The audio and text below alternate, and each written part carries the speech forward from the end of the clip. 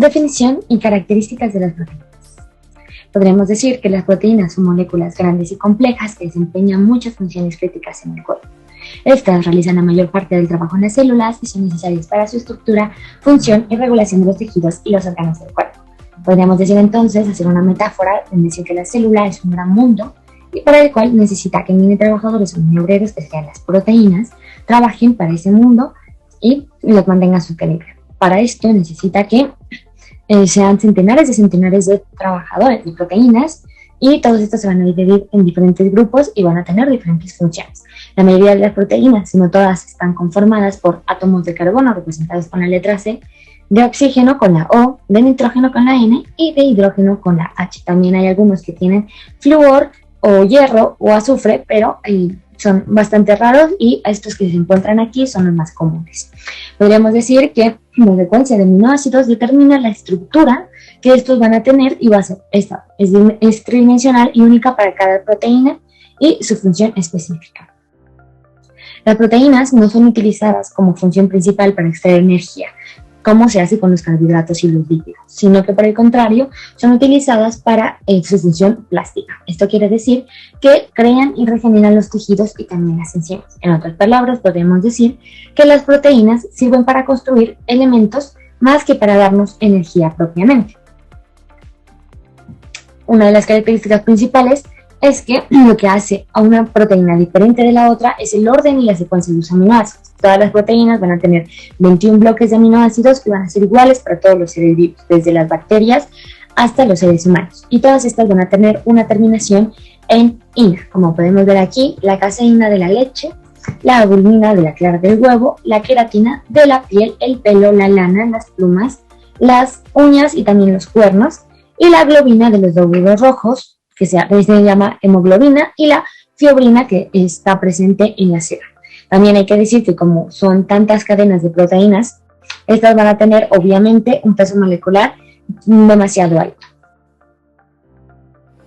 Para hablar de síntesis de proteínas, tenemos que ubicarnos en el núcleo de la célula. Es aquí donde va a estar la información genética en forma de ADN. El ADN, o ácido desoxirribonucleico, va a tener a su vez un proceso de transcripción para convertirse en ARNM, o ácido ribonucleico mensajero. Este ácido ribonucleico mensajero va a ser capaz de salir del núcleo de la célula hacia el citoplasma de la misma, donde se va a encontrar con los ribosomas. Los ribosomas son orgánulos que se encuentran en la célula y tienen dos partes, una más pequeña y una más grande. En la parte más pequeña es donde el ARNM que salió del núcleo va a ser capaz de adherirse, va a mantenerse ahí para hacer la síntesis de proteína. En la parte más grande se encuentran dos compuertos, uno llamado P y uno llamado A. Es aquí donde se van a situar los aminoácidos. En el citoplasma están los 22 tipos que hasta ahora se conocen de aminoácidos y asimismo hay tipos de ARN llamados T o de transcripción. Estos tienen como objetivo llevar los aminoácidos hacia las partes del rimosoma, que como vimos antes, en la parte más grande se encuentran los compuertos P y A. Una vez el ARNM está adherido a la parte más pequeña del ribosoma, comienza el proceso de síntesis de proteínas. Es aquí donde también trabaja una enzima llamada aminoácido ART sintetasa. Es esta enzima la que permite que los aminoácidos se unan, formando cadenas como tal.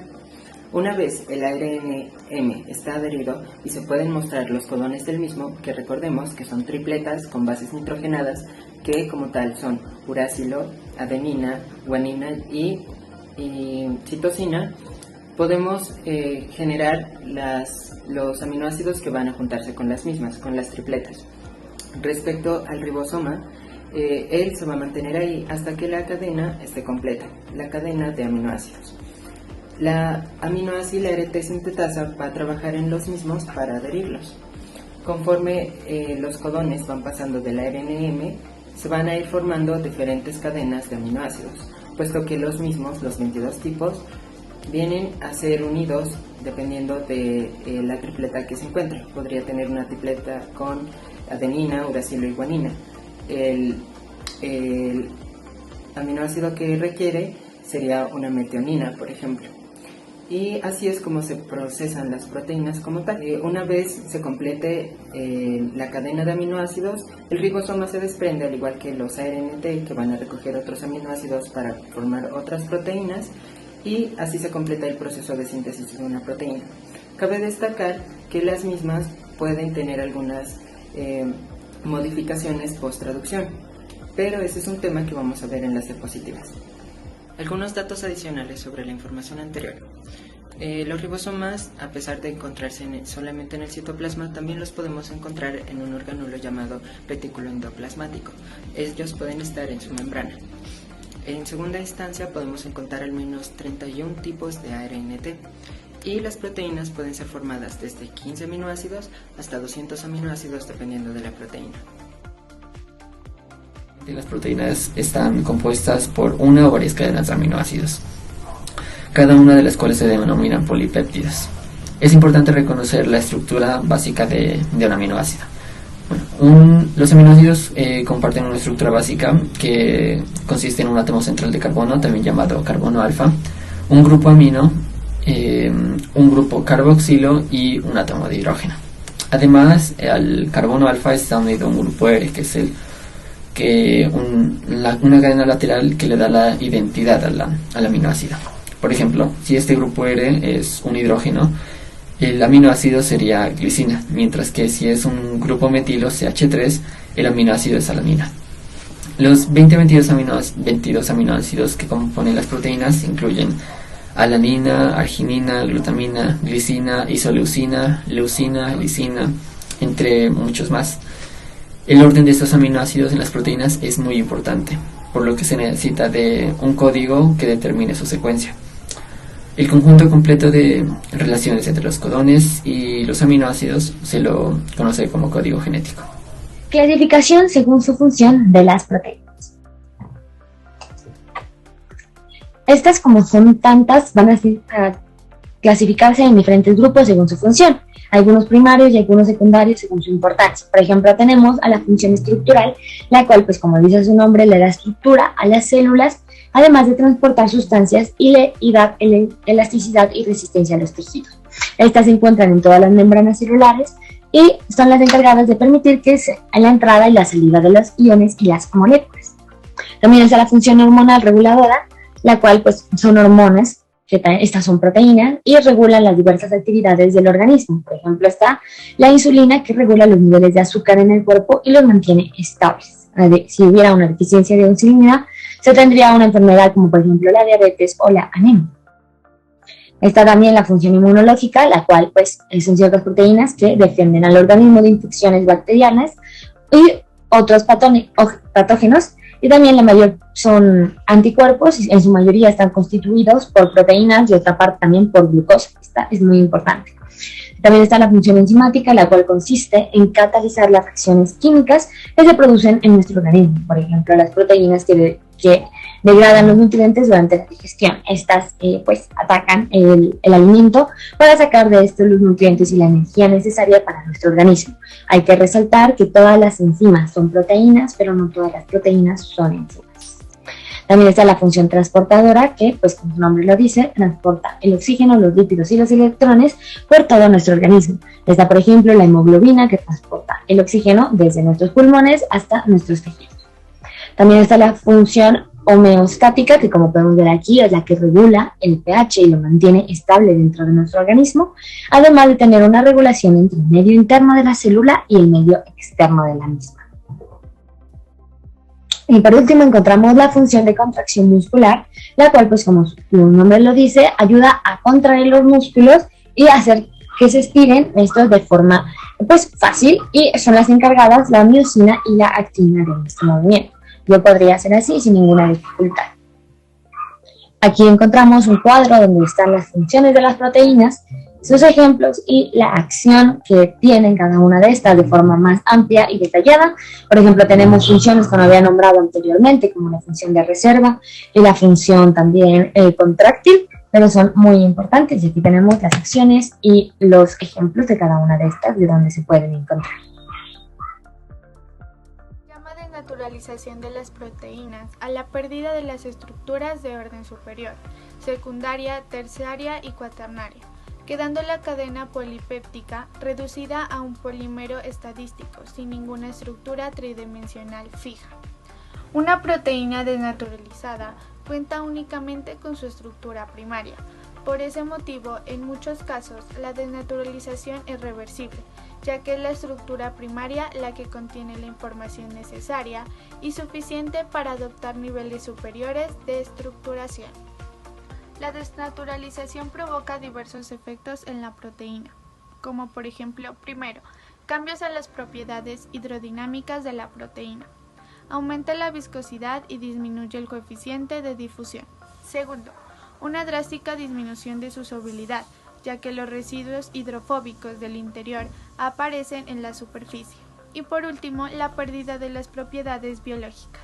El proceso mediante el cual la proteína desnaturalizada recupera su estructura nativa se llama renaturalización.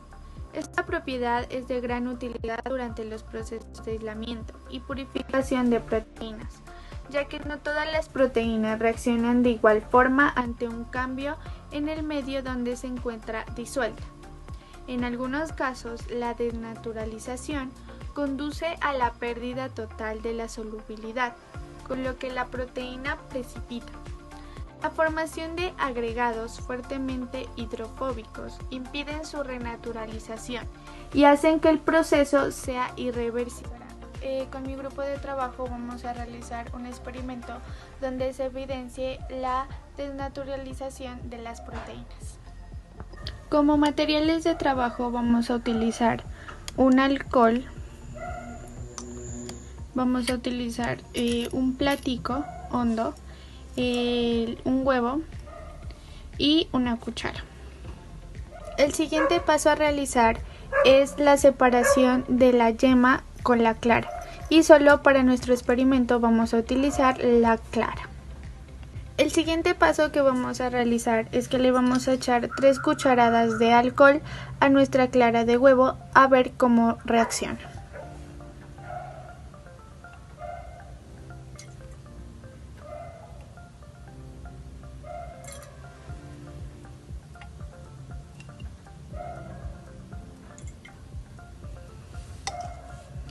Después de pasado un tiempo podemos observar cómo en la clara de huevo sucedieron algunos cambios, como podemos observar como trocitos blancos. En la clara podemos observar que están pasando cambios principalmente en la proteína albúmina. Estos cambios suceden por la polaridad del solvente que se agregó, que es el alcohol.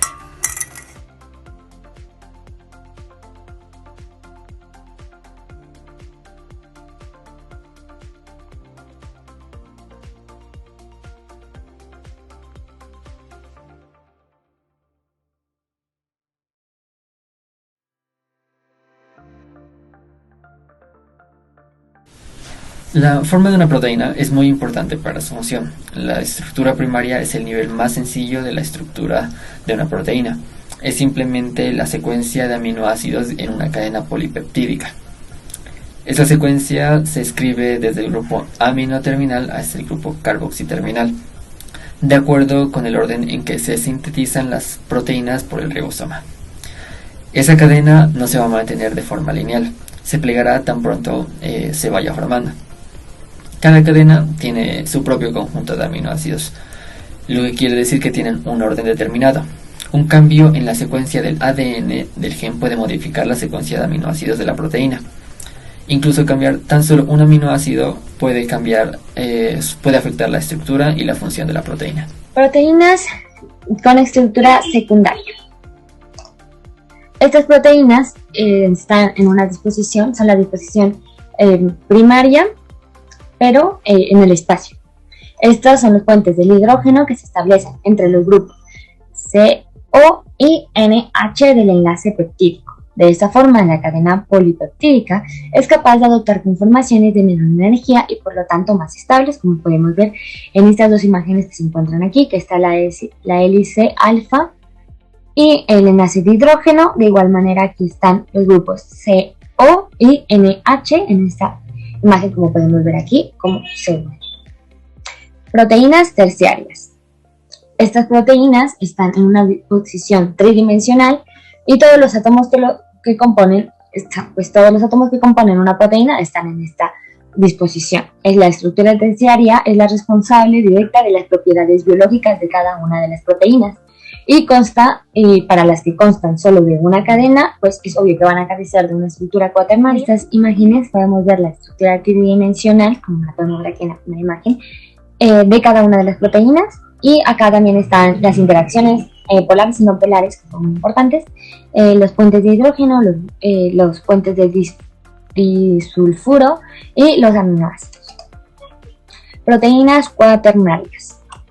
Esta estructura cuaternaria de las proteínas se forma mediante la unión de enlaces débiles de varias cadenas polipéptidas con estructura terciaria para formar un complejo proteico. Podríamos decir que después de la estructura terciaria, con base a esta, se forma la estructura cuaternaria. Cada una de estas cadenas polipépticas recibe un nombre de protómero. Aquí podemos ver una imagen de la unión de estos enlaces débiles con su estructura tridimensional, que es la estructura terciaria. Y acá también podemos ver los tipos de hemoglobinas, pues está la cadena alfa y la cadena beta, entre otras, que podemos ver aquí, que es una estructura cuaternaria. Las proteínas son elementos esenciales para el crecimiento y la reparación, el buen funcionamiento y la estructura de todas las células vivas. Sin proteínas es imposible la vida, porque son la base de diferentes estructuras vitales. Primero, de hormonas, como la insulina, que controla el nivel de azúcar en la sangre. Número 2, de enzimas, como las amilasas, las lipasas y las proteasas, cruciales para la digestión de los alimentos. Tercero, de anticuerpos, que nos ayudan a combatir las infecciones. Cuarto, de proteínas musculares, que permiten la contracción. Quinto, de fibras de colágeno que dan la textura a la piel.